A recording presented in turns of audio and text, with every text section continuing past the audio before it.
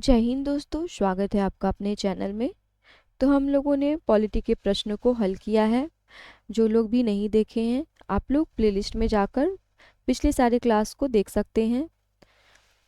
और आज का हमारा टॉपिक है मूल अधिकार। मूल अधिकार से जितने भी प्रश्न हैं आपको यहाँ पर देखने को मिलेंगे। और आप लोग कमेंट में हमें ज़रूर बताइएगा कि आप लोगों ने कितने प्रश्न को सही सही हल किया है और जितने भी प्रश्न करवाए गए हैं उनमें आपका स्कोर कितना है। बढ़ते हैं अपने प्रश्नों की ओर। और आज का हमारा पहला प्रश्न है, मौलिक अधिकार संविधान के किस भाग में वर्णित है? तो यह भाग 3 में है। ऑप्शन नंबर 20 का क्या हो जाएगा? राइट आंसर हो जाएगा। भारत के संविधान का भाग 3 संबंध है, तो वह है मूल अधिकारों से, यानी मौलिक अधिकार से है हमारा। ऑप्शन नंबर सी इसका राइट आंसर हो जाएगा। अब है, मूल अधिकारों को सर्वप्रथम किस देश में संवैधानिक मान्यता प्रदान की गई है? तो यह है संयुक्त राष्ट्र अमेरिका। ऑप्शन नंबर 20 का राइट आंसर हो जाएगा, जो कि मूल अधिकारों को सर्वप्रथम यहाँ पे आपको संवैधानिक मान्यता देखने को मिलेगी। अगला है हमारा, भारतीय नागरिकों के मौलिक अधिकारों का वर्णन है। तो मौलिक अधिकार का जो वर्णन है संविधान के अनुच्छेद 12 से लेकर 35 तक है। कितना है? 12 से लेकर के 35 तक का है। अगला प्रश्न है हमारा, डॉक्टर भीमराव अंबेडकर ने भारतीय संविधान के किस भाग को सर्वाधिक आलोकित भाग कहा है? तो वह है ऑप्शन नंबर सी, भाग 3 को। ये प्रश्न अधिकतर एग्जामों में पूछे गए प्रश्न हैं। डॉक्टर भीमराव अंबेडकर ने भारतीय संविधान के किस भाग को सर्वाधिक आलोकित कहा है? यह भाग 3 है। मूल अधिकार मूल कहलाते हैं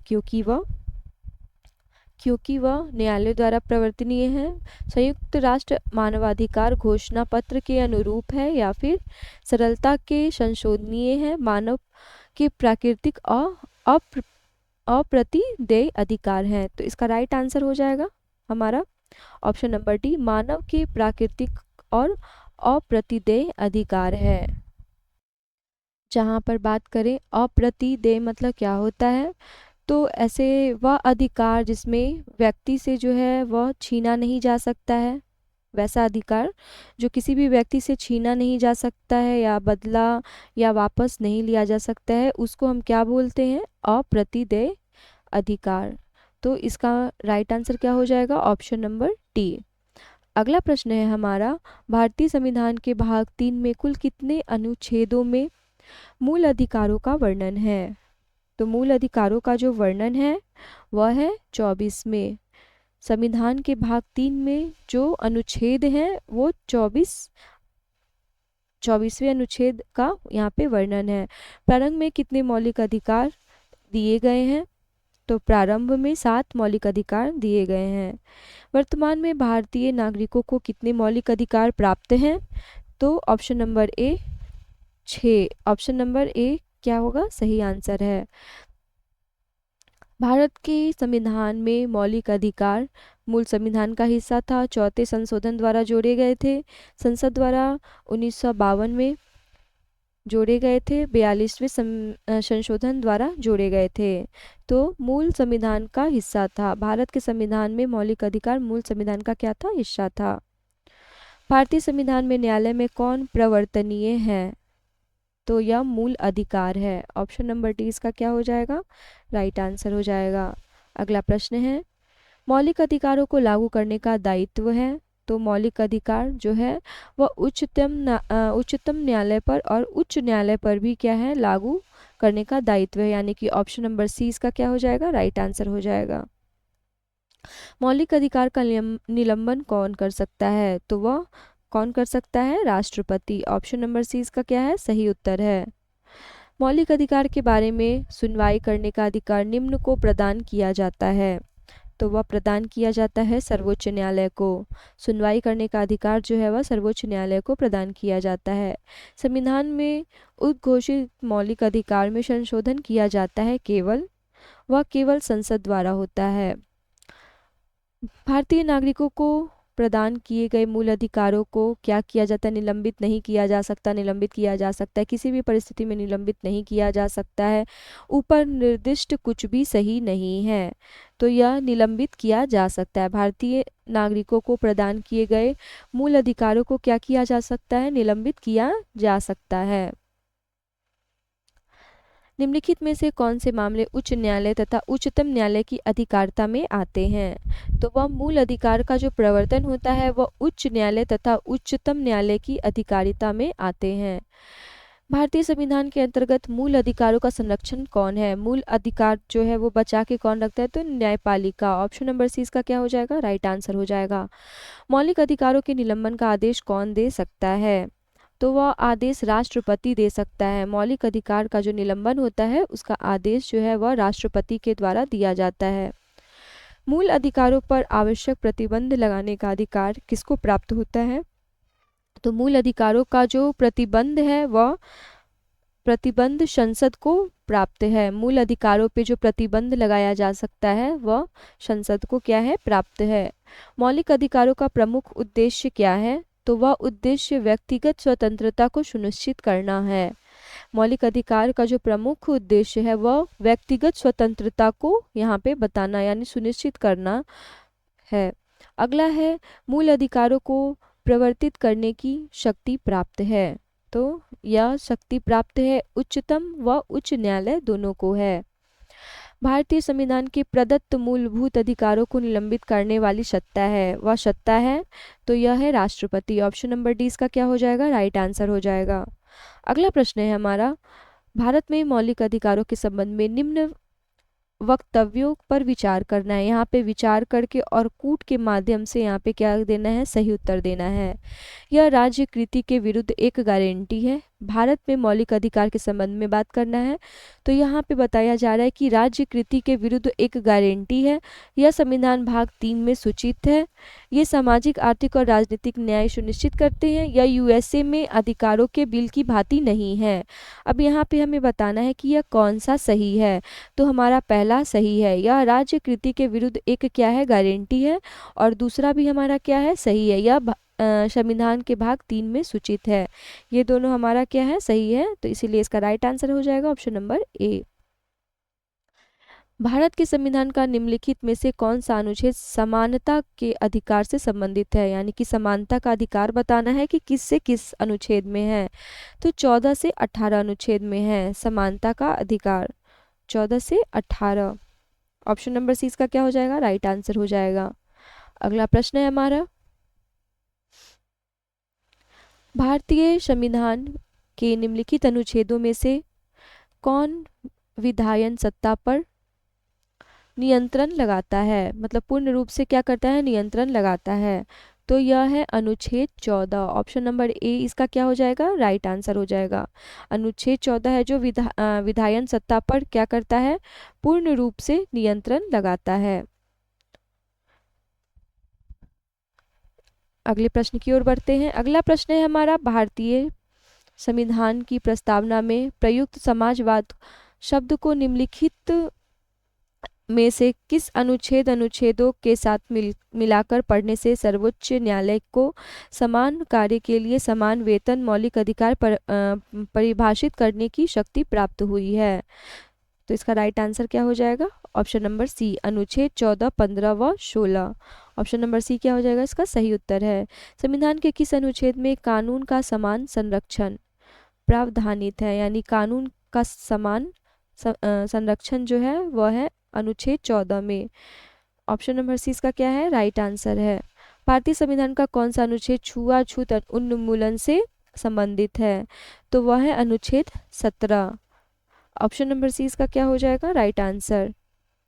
भारतीय संविधान का कौन सा अनुच्छेद अस्पृश्यता का उन्मूलन करता है और किसी भी रूप में इसके व्यवहार पर निषेध करता है? तो यह हो जाएगा अनुच्छेद 17। इसको अस्पृश्यता का अंत भी बोलते हैं, जो कि छुआछूत अनुच्छेद 17 से क्या है? संबंधित है। समानता का अधिकार भारतीयों के लिए सुनिश्चित करता है। तो यह है option number D.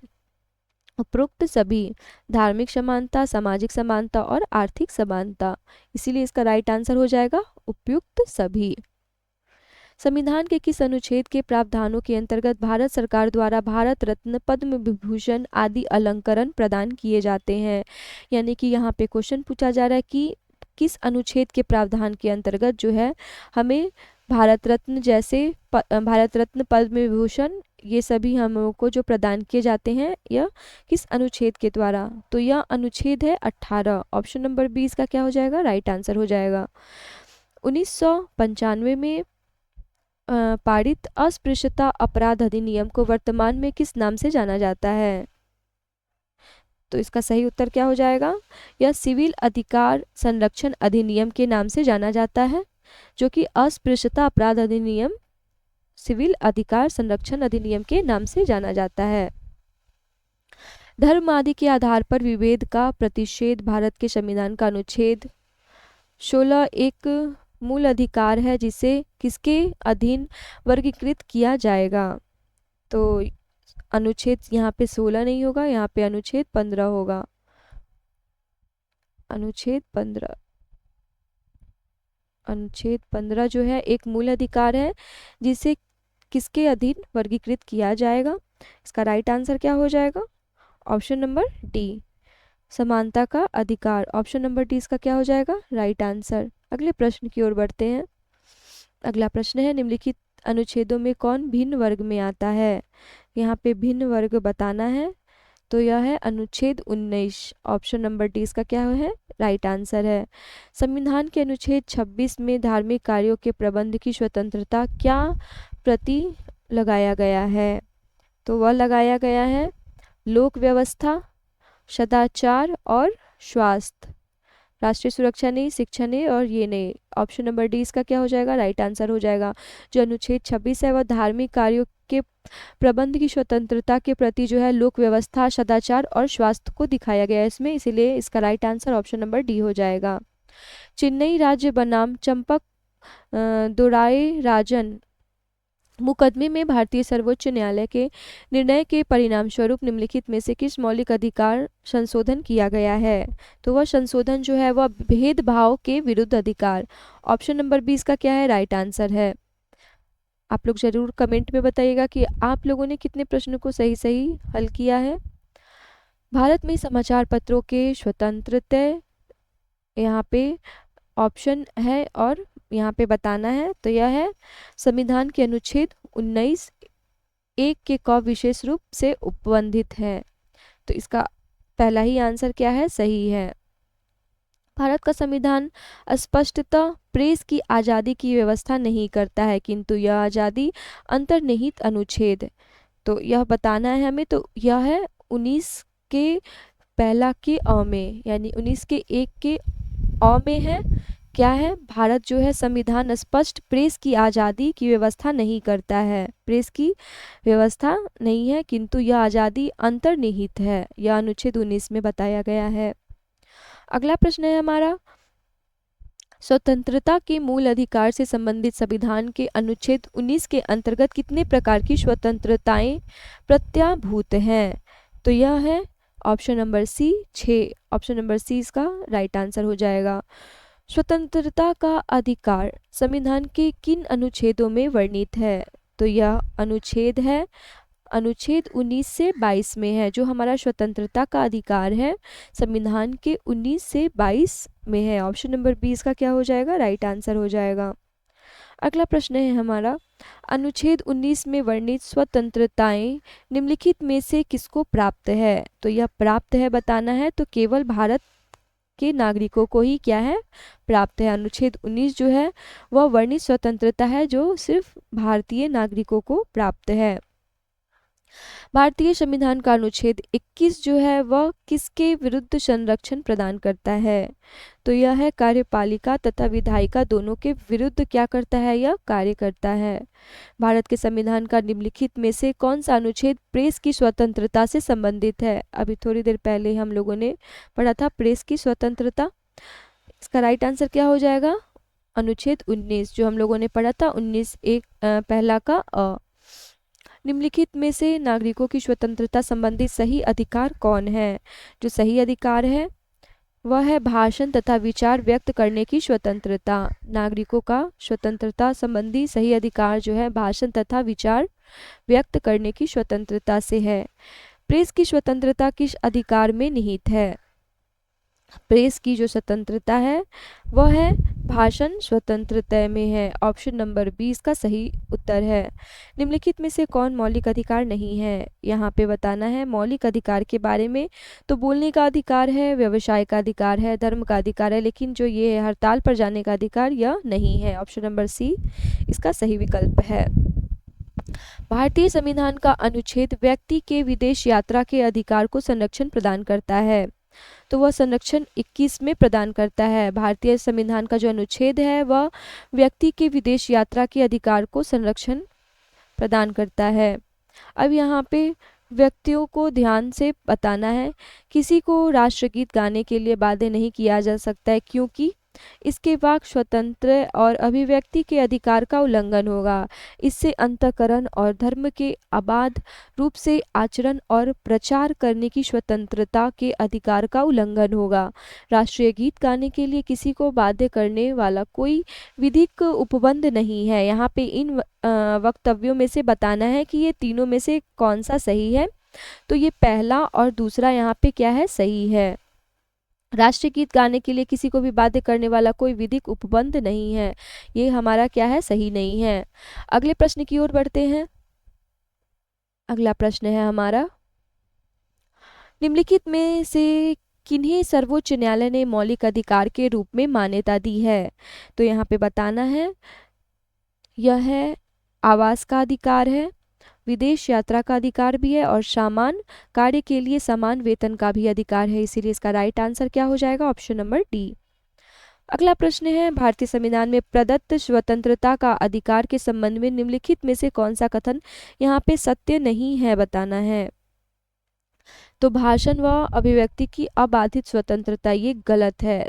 Option number ए ही इसका क्या हो जाएगा, राइट आंसर हो जाएगा। संविधान के किन अनुच्छेदों में शोषण के विरुद्ध अधिकार वर्णित है? तो यह है, इसका राइट आंसर हो जाएगा अनुच्छेद 23 से 24। ऑप्शन नंबर सी इसका क्या हो जाएगा, राइट आंसर। शोषण के विरुद्ध अधिकार जो है वह 23 से 24 में है। अब है हमारा अगला प्रश्न, मौलिक अधिकारों के अंतर्गत कौन सा अनुच्छेद बच्चों के शोषण से संबंधित है? तो जो बच्चों के शोषण से संबंधित है वह है अनुच्छेद 24। Option number D.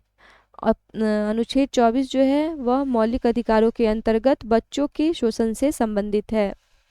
भारतीय संविधान का कौन सा अनुच्छेद 14 वर्ष से कम आयु के बच्चे को कारखाने, खानों आदि में नियोजित करने से रोकता है? तो वह है 24। ऑप्शन नंबर ए जो है इसका राइट आंसर है। कारखानों अथवा खानों में कोई व्यक्ति नियुक्ति नहीं किया जा सकता जब तक उसकी आयु कम से कम कितने वर्ष हो जानी चाहिए? तो कम से कम 14 वर्ष। ऑप्शन नंबर 20 का क्या है, राइट आंसर है। भारतीय संविधान के अनुसार किसी भी व्यक्ति को जिसे गिरफ्तार अथवा बंदी किया जाता है सबसे नज़दीकी मजिस्ट्रेट के समक्ष उपस्थित करना होगा, तो वह 24 घंटे के अंदर। ऑप्शन नंबर 20 का राइट आंसर है। 14 वर्ष से कम आयु के बहुत से गरीब बच्चे पटाखे बनाने वाले कारखाने में काम करते हैं। इन कारखानों में बच्चों को काम देने से किस मौलिक अधिकार का उल्लंघन होता है? तो ऑप्शन नंबर बी, शोषण के विरुद्ध अधिकार। ऑप्शन नंबर 20 का क्या है, राइट आंसर है। निम्नलिखित में से किस अनुच्छेद में कहा गया है कि किसी भी व्यक्ति को एक ही अपराध के लिए एक बार से अधिक अभियोजित एवं दंडित नहीं किया जाएगा? यानी कि यहाँ पे बताना है कि यह किस अनुच्छेद में है। तो यह अनुच्छेद 20 में है, जो कि किसी भी व्यक्ति को एक ही अपराध के लिए एक बार से ज़्यादा क्या किया, दंडित नहीं किया जाएगा। तो यह अनुच्छेद 20 के अंतर्गत आता है। भारतीय संविधान को यह अपराध किए जाने के लिए किसी सामान्य व्यक्ति को जिसे किसी सामान्य विधि के अंतर्गत गिरफ्तार किया गया हो निम्नलिखित में से कौन सा अधिकार प्रदान करता है? तो यह अधिकार जो है गिरफ्तारी का कारण शीघ्रता से जानने का अधिकार, अपनी रुचि के अनुरूप वकील से परामर्श लेने एवं बचाव करने का अधिकार भी प्राप्त होता है। और यहाँ पे गिरफ्तारी की बात की जाए तो 24 घंटे के अंदर मजिस्ट्रेट के समक्ष प्रस्तुत किए जाने का अधिकार भी है। तो ऑप्शन नंबर यहाँ पे डी इसका राइट आंसर हो जाएगा।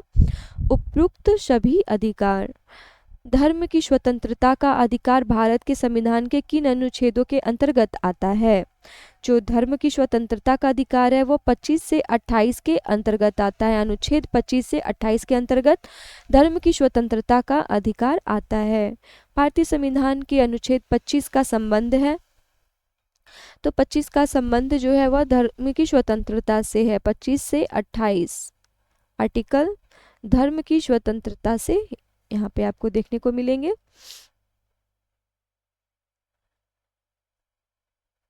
अगला प्रश्न है हमारा, धार्मिक स्वतंत्रता के अधिकार में संविधान के अंतर्गत सम्मिलित है। यहाँ पे कूट के माध्यम से क्या करना है, बताना है।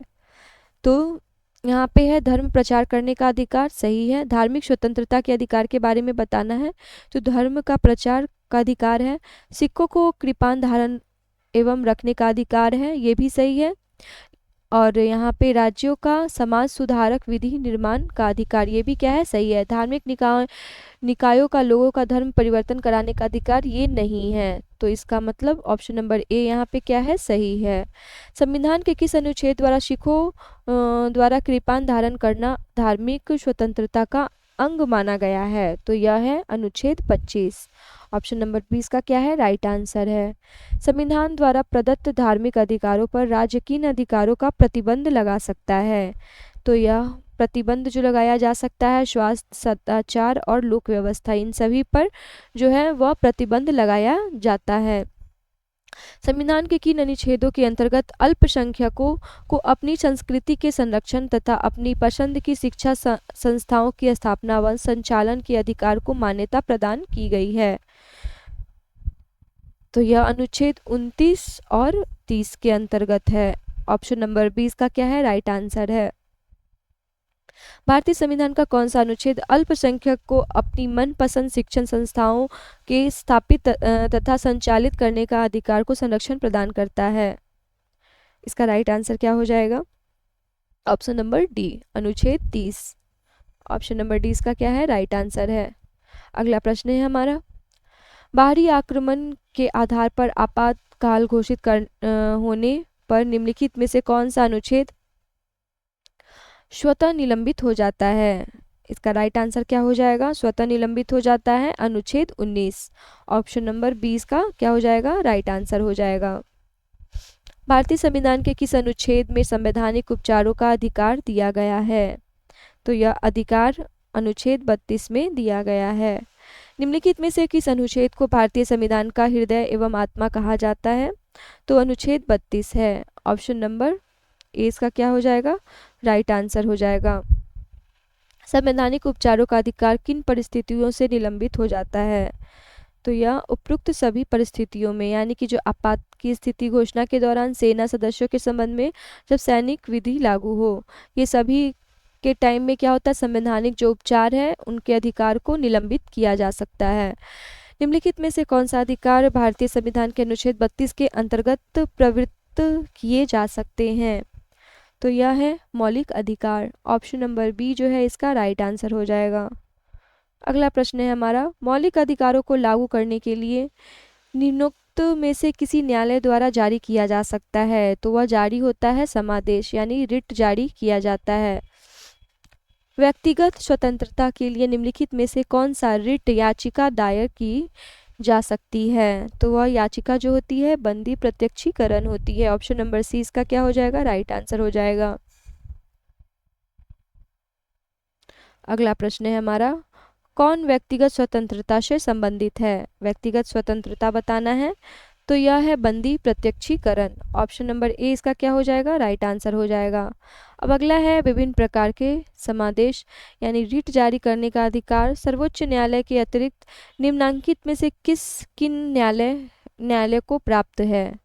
यहाँ पे बताना है कि किन न्यायालय को जो है वह प्राप्त है। तो इसका राइट आंसर क्या हो जाएगा, राइट आंसर हो जाएगा ऑप्शन नंबर ए, राज्य के उच्च न्यायालय को। ऑप्शन नंबर ए इसका क्या हो जाएगा, सही उत्तर हो जाएगा। अगला प्रश्न है, बंदी प्रत्यक्षीकरण के अतिरिक्त निम्नलिखित में से याचिका को उच्च न्यायालय जारी कर सकता है? तो यह जारी कर सकता है उत्प्रेषण, परमादेश, अधिकार परीक्षा और प्रतिषेधन, ये भी यानी कि ऑप्शन नंबर ई इसका राइट आंसर है। बंदी प्रत्यक्षीकरण याचिका यहाँ पे बताना है क्या है, तो निरुद्ध व्यक्ति या हितबद्ध व्यक्ति दोनों द्वारा दाखिल किया जा सकता है। ऑप्शन नंबर डी जो है यह का सही उत्तर है। निम्नलिखित में से किस स्थिति में बंदी प्रत्यक्षीकरण याचिका जारी किया जा सकता है? तो ऑप्शन नंबर सी दोषपूर्ण पुलिस नज़रबंदी, ऑप्शन नंबर सी इसका क्या है राइट आंसर है। किसी व्यक्ति का अवैध निरोध के मामले में न्यायालय द्वारा जागीरकृत पर निम्न में से कौन है? तो यह ऑप्शन नंबर ए बंदी प्रत्यक्षीकरण है। अब यहाँ पे बताना है कि किस याचिका रिट का शाब्दिक अर्थ होता है हम देते हैं, तो यह है परमादेश। ऑप्शन नंबर 20 का क्या है सही उत्तर है। निम्नोक्त समादेशों में से कौन सा समादेश किसी अवैध व्यक्ति के सरकार को बचाने के लिए जारी किया जाता है? ऑप्शन नंबर डी अधिकार परीक्षा, ऑप्शन नंबर डी इसका क्या है राइट आंसर है। व्यक्ति निगम अथवा अधीनस्थ अधिकरण जिस कार्य को करने के लिए उस कार्य को करने के लिए जारी करने वाले रिट को कहते हैं, तो उस रिट को क्या कहा जाता है? तो परमादेश। ऑप्शन नंबर 20 का क्या हो जाएगा राइट आंसर हो जाएगा। वह रिट जो भारत में उच्चतम न्यायालय अथवा सर्वोच्च न्यायालय किसी व्यक्ति या सार्वजनिक संस्था को आदेश देती है कि वह अपने कर्तव्य का पालन करे, वह क्या कहलाती है? इसका राइट आंसर क्या हो जाएगा? ऑप्शन नंबर ए परमादेश, ऑप्शन नंबर ए इसका क्या हो जाएगा सही उत्तर। अगला प्रश्न है हमारा, निम्नलिखित में से किस लेख द्वारा किसी सक्षम न्यायालय द्वारा किस व्यक्ति निगम या निचली अदालत को कोई ऐसा कार्य करने के लिए आदेश दिया है जो उसकी कर्तव्य सीमा में आता है जिसको उन्हें पूरा करना चाहिए? तो यह किसके अंतर्गत आता है? परमादेश के अंतर्गत। ऑप्शन नंबर 20 का क्या हो जाएगा राइट आंसर हो जाएगा। एक ऐसी याचिका जो न्यायपालिका द्वारा जारी की जाती है तथा जिसे कार्यपालिका को कहा जाता है वह यह कार्य करे जो उसे प्राप्त शक्ति अंतर्गत करना चाहिए, रिट याचिका को कहा जाता है, तो उसको मेंडेम्स कहा जाता है। ऑप्शन नंबर 20 का क्या हो जाएगा राइट आंसर हो जाएगा। अगला प्रश्न है हमारा, उत्प्रेषण रिट निम्न में से किस आधार पर जारी किए जाते हैं? जो रिट है वह किस आधार पे जारी होते हैं यह बताना है हमें। इसका सही आंसर क्या हो जाएगा? ऑप्शन नंबर डी उपरोक्त सभी, यानी कि अधिकारिता का अभाव या अधिकारिता से बाहर किए गए कार्य के लिए, नैसर्गिक न्याय से सिद्धांतों का अतिक्रमण होने पर, अभिलेख में प्रत्यक्ष प्रकट विधिक त्रुटि के आधार पर, यानी ऑप्शन नंबर डी इसका क्या है राइट आंसर है। निम्नलिखित में से किस याचिका के अधीन किसी कर्मचारी को ऐसी कार्यवाही करने से रोका जाता है जिसके लिए सरकारी तौर पर वह हकदार नहीं है? तो यह है अधिकार परीक्षा, ऑप्शन नंबर 20 का क्या है राइट आंसर है। न्यायालय द्वारा जारी किए गए परमादेश के माध्यम से न्यायालय यहाँ पे बताना है, तो यह किसी व्यक्ति या संस्था को उनके सार्वजनिक दायित्वों तथा कर्तव्यों का पालन करने के लिए जारी किया जाता है। अगला है हमारा, कौन सा मूल अधिकारों के अंतर्गत नहीं आता है? तो मूल अधिकार के अंतर्गत आता है स्वतंत्रता का अधिकार, समानता का अधिकार और शोषण के विरुद्ध अधिकार। लेकिन यहाँ पे संपत्ति का अधिकार जो है वह मूल अधिकारों के अंतर्गत क्या है नहीं आता है, इसीलिए इसका राइट आंसर हो जाएगा संपत्ति का अधिकार। भारत के संविधान के तहत निम्नलिखित में से कौन सा एक मौलिक अधिकार नहीं है? यहाँ पे मौलिक अधिकार नहीं है बताना है, तो वह नागरिकता का अधिकार जो है वह मौलिक अधिकार नहीं है। इसमें से समानता का है, स्वतंत्रता का है, शोषण के विरुद्ध अधिकार है। संपत्ति के मौलिक अधिकारों को कब समाप्त किया गया है? जो संपत्ति का अधिकार है वह 1978 में संविधान के 44वें संशोधन द्वारा इसको क्या कर दिया गया था? समाप्त कर दिया गया था। अगला प्रश्न है, संपत्ति का अधिकार है, संपत्ति का अधिकार अब कैसा अधिकार बन गया है यह बताना है, तो यह अब कानूनी अधिकार बन गया है। ये प्रश्न भी आपको काफ़ी मिलते हुए प्रश्न मिलेंगे एग्जामों में। संपत्ति का अधिकार जो है यह मतलब किस वर्ष चेंज हुआ था, कौन से संविधान संशोधन के माध्यम से हुआ था और यह किस प्रकार के अधिकारों में से है। यहाँ पे आपको कूट के माध्यम से इन प्रश्नों को भी पूछा जाता है। 44वें संविधान संशोधन विधेयक द्वारा किस मौलिक अधिकार को सामान्य वैधानिक अधिकार बना दिया गया है? तो वह है संपत्ति का अधिकार। ऑप्शन नंबर सी इसका क्या हो जाएगा? राइट आंसर हो जाएगा। संपत्ति के मूल अधिकार को किस संवैधानिक संशोधन अधिनियम द्वारा समाप्त किया गया है? तो वह 44वें संविधान संशोधन के द्वारा संपत्ति के मूल अधिकार को क्या कर दिया गया है? समाप्त कर दिया गया है। और वह कौन सा कानूनी अधिकार के रूप में अब है? निम्नलिखित में से कौन सा मौलिक अधिकार यहाँ पे नहीं है? तो यह संपत्ति का अधिकार जो है वह क्या है? नहीं है। वर्तमान समय में भारतीय संविधान में संपत्ति के अधिकार को निम्न में से किस रूप में स्वीकार किया गया है? तो वह कानूनी अधिकार के रूप में क्या किया गया है? स्वीकार किया गया है। संपत्ति के अधिकार को मूल अधिकार की श्रेणी से हटाकर किस अनुच्छेद के अंतर्गत रखा गया है? तो यह जो है अनुच्छेद 300 के क में रखा गया। जो संपत्ति का अधिकार है वह मूल अधिकार की श्रेणी से हटाकर जो अनुच्छेद मतलब जिस अनुच्छेद में रखा गया है वह 300 का क में रखा गया है। अगला प्रश्न है हमारा, भारत के संविधान के अनुसार जो संवैधानिक अधिकार है किंतु मूलभूत अधिकार नहीं है, यानी कि संवैधानिक अधिकार है किंतु क्या है?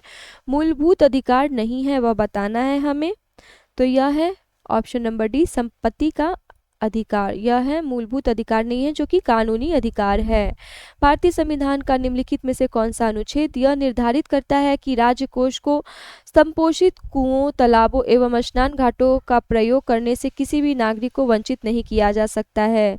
तो यह कौन से अनुच्छेद 15 के अंतर्गत आता है?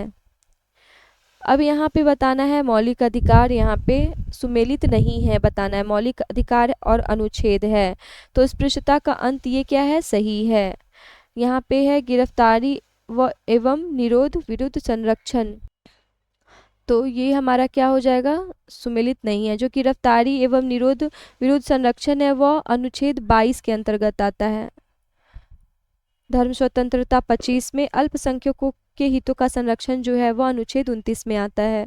मौलिक अधिकार में कौन सी बात की स्वतंत्रता नहीं है? बात करें मौलिक अधिकार में किन कौन सी बात स्वतंत्रता नहीं है, यहाँ पे बताना है हमें। तो हड़ताल करने की आज़ादी, ऑप्शन नंबर ए इसका क्या हो जाएगा? राइट आंसर हो जाएगा। अगला है किस वाद ने संसद को मौलिक अधिकारों में संशोधन का अधिकार दिया है? यहाँ पे प्रश्न है किस वाद ने संसद को मौलिक अधिकारों में संशोधन का अधिकार दिया है? वह कौन सा संशोधन है? इसका राइट आंसर क्या हो जाएगा? केशवानंद भारतीवाद। ऑप्शन नंबर ए इसका क्या हो जाएगा? राइट आंसर हो जाएगा। किसी न्यायालय अथवा न्यायाधिकरण के आदेश को रद्द करने के लिए निम्नलिखित में से कौन सी रिट जारी की जाती है? तो वह रिट जो है वह उत्प्रेषण है। ऑप्शन नंबर डी इसका राइट आंसर है। निम्नलिखित में से कौन सा मूल अधिकार विदेशी नागरिकों को प्राप्त नहीं है? यह बताना है कि विदेशी नागरिकों को जो प्राप्त नहीं है, इसका राइट आंसर क्या हो जाएगा? ऑप्शन नंबर बी अभिव्यक्ति की स्वतंत्रता का अधिकार। ऑप्शन नंबर बी इसका क्या हो जाएगा? राइट आंसर हो जाएगा। अगला प्रश्न है यह 6 वर्ष की आयु से 14 वर्ष की आयु के बीच सभी बच्चों शिशुओं को शिक्षा का अधिकार, तो यह किसके अंतर्गत आता है? ऑप्शन नंबर बी मूल अधिकार के अंतर्गत आता है। यहाँ पे बताना है, सही उत्तर का चयन करना है। जो मूल अधिकार गैर नागरिक के उपबंध में है तो वह है 2 और 3, यानी कि आत्मदोषारोपण के संरक्षण और अंतःकरण की स्वतंत्रता। ऑप्शन नंबर सी इसका क्या है? राइट आंसर है। संविधान के अंतर्गत बंदी प्रत्यक्षीकरण समादेश जारी करने का अधिकार किसमें निहित है? तो यह है ऑप्शन नंबर सी उच्च तथा उच्चतम न्यायालय दोनों को क्या है? दिया गया है। निम्नलिखित में से कौन सा मूल अधिकार नहीं है? तो संपत्ति का अधिकार जो है वह मूल अधिकार क्या है? नहीं है। परमादेश याचिका का क्या अर्थ है? जो परमादेश है उसकी याचिका का अर्थ होता है हम आदेश देते हैं। 17 अनुच्छेद और 18 में जो व्यवस्था की गई है वह कौन सी है? तो सामाजिक समता की है। किसी अर्ध न्यायिक सामाजिक अधिकारी को अपनी अनिवार्य कर्तव्य के लिए मजबूर करने के उद्देश्य से उच्चतम न्यायालय द्वारा जारी की गई रिट होती है। इसका राइट आंसर हो जाएगा परमादेश। ऑप्शन नंबर बी इसका राइट आंसर है। अनुच्छेद 32 के अधीन सर्वोच्च न्यायालय किस आधार पर राहत के लिए मना कर सकता है? तो यह है ऑप्शन नंबर सी कि किसी भी मूल अधिकार का उल्लंघन नहीं हुआ हो। भारत में उच्चतम न्यायालय ने निम्नलिखित मामलों में से किसे माना था कि मौलिक अधिकार में संशोधन नहीं किया जा सकता है? तो वह था गोलकनाथ का मामला। इसमें उन्होंने माना था कि मौलिक अधिकारों में संशोधन नहीं किया जा सकता है। निम्नलिखित में से कौन सा भारत के संविधान के मूल अधिकारों का अंश नहीं है? तो वह अंश नहीं है उद्योगों के प्रबंध में श्रमिकों की सहभागिता। भारतीय नागरिकों के मौलिक अधिकार के युक्तियुक्त प्रतिबंधों को आरोपित करने की शक्ति किसके पास है? तो वह है संसद के पास। ऑप्शन नंबर 20 का राइट आंसर है। किसी कैदी को न्यायालय के समक्ष प्रस्तुत करवाने के लिए किस रिट की आवश्यकता होती है? तो वह होती है बंदी प्रत्यक्षीकरण। ऑप्शन नंबर 20 का राइट आंसर है। भारत के संविधान का अनुच्छेद 19D से संबंधित है। तो यह संबंधित है समस्त भारतीय क्षेत्र में स्वतंत्रता पूर्वक आवागमन का अधिकार से। क्या है? 19 का डी जो है वह संबंधित है। अगले प्रश्न की ओर बढ़ते हैं। अगला प्रश्न है हमारा, भारतीय संविधान का निम्नलिखित में से कौन सा अनुच्छेद शिक्षा का अधिकार प्रदान करता है? तो ये इम्पोर्टेंट प्रश्न है। शिक्षा का अधिकार कौन से आर्टिकल के अंतर्गत आता है? तो यह है अनुच्छेद 21 का ए। ऑप्शन नंबर डी इसका क्या है? सही उत्तर है। भारत के संविधान के निम्नलिखित अनुच्छेदों में से कौन सा अनुच्छेद जो है 6 से 14 वर्ष की आयु के सभी बच्चों को मुफ्त अनिवार्य शिक्षा से संबंध रखता है? तो यहाँ पे आर्टिकल 21 का ए जो है वह 6 से 14 वर्ष के आयु के बच्चों को मुफ्त शिक्षा अनिवार्य प्रदान करता है। भारत के संविधान के अनुच्छेद 24 जोखिमपूर्ण कार्यों से संबंधित कारखानों में बालकों के नियोजन को निषेध करता है। ऐसा निषेध है तो वह किस प्रकार का निषेध है? तो वह पूर्ण निषेध है, यानी कि यह पूर्ण तरीके से क्या है? निषेध किया गया है। भारत के संविधान का कौन सा अनुच्छेद भारत के नागरिकों को संवैधानिक उपचार प्रदान करता है? जो संवैधानिक उपचार प्रदान करता है वह कौन से आर्टिकल के अंतर्गत आता है? तो ऑप्शन नंबर सी 32। न्यायालय व्यवस्था में रिट किसके द्वारा जारी की जाती है? जो रिट जारी होता है केवल सर्वोच्च न्यायालय और उच्च न्यायालय में किया जाता है। यहाँ पे बताना है कूट के माध्यम से सही सुमेलित करना है मौलिक अधिकार, और यहाँ पे सूची दिए गए हैं।